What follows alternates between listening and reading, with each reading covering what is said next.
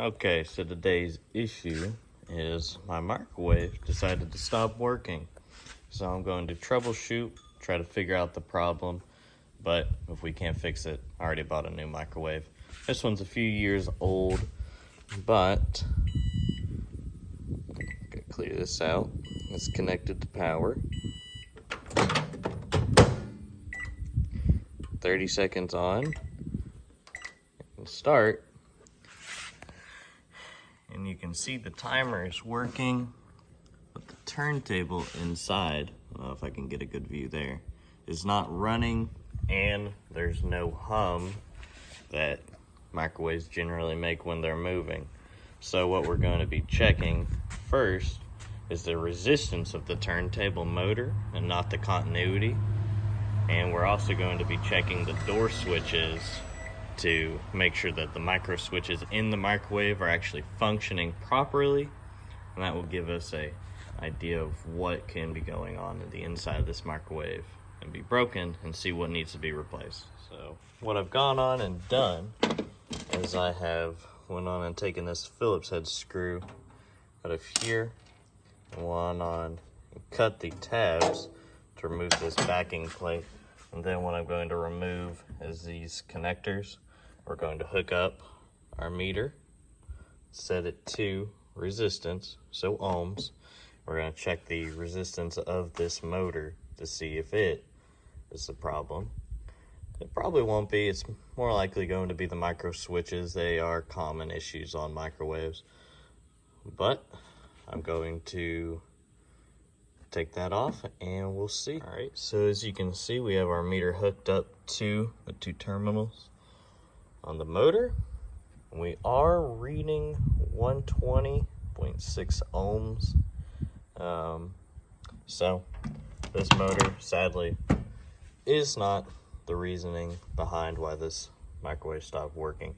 So I'm going to go on, put this plate back on here, hook everything back up, and we're going to rotate it back, and we're going to take off the back plate, and we're going to pull this thing apart and get in there to the micro switches. Okay, so we're going to be removing 1, 2, 3, 4, 5, 6 of these T15 security screws.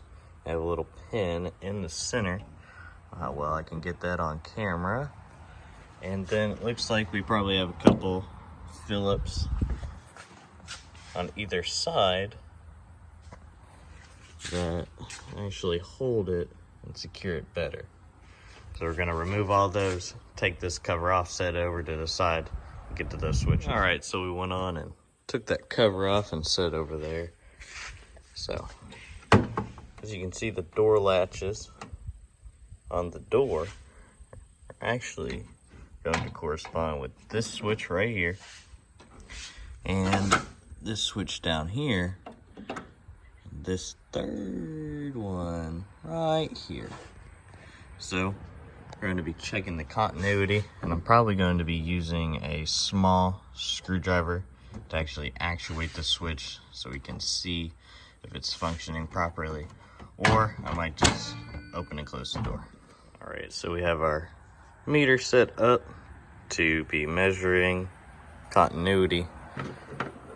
So I went on and unplugged that wire right there.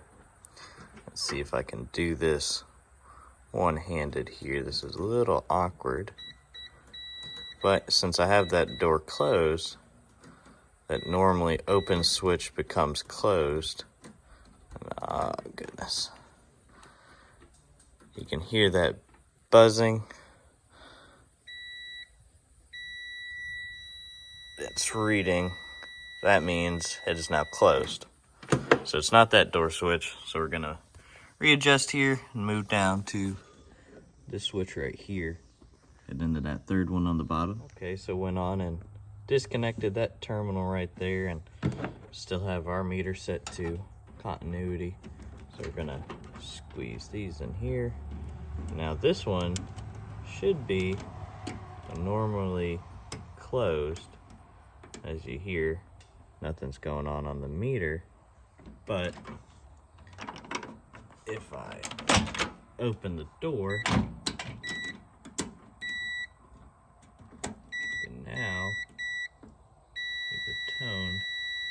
just measuring. So that one also sadly not our issue.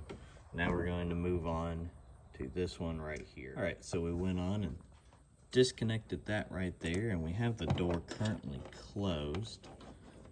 So let's go on and test that, and as you can see, no word from the meter. So we're gonna go on and open that door. Door is now opened, and here we go again. Oh, well, there we go. That is gonna be our issue right there. That micro switch down there for the door, that one has gone out because there's no continuity. Well, I can't get it on camera, but basically what I did was I took a small piece of speaker wire, reconnected the microwave to power, put one end in this connection right here, and basically eliminated that micro switch right there, just grounding it out to that ground wire right there.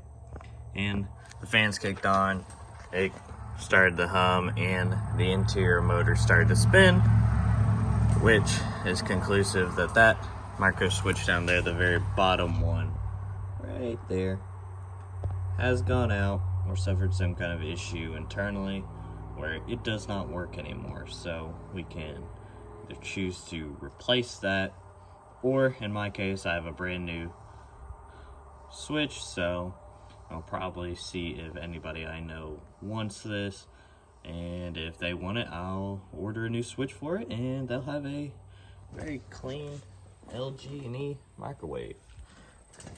I hope you enjoyed this video.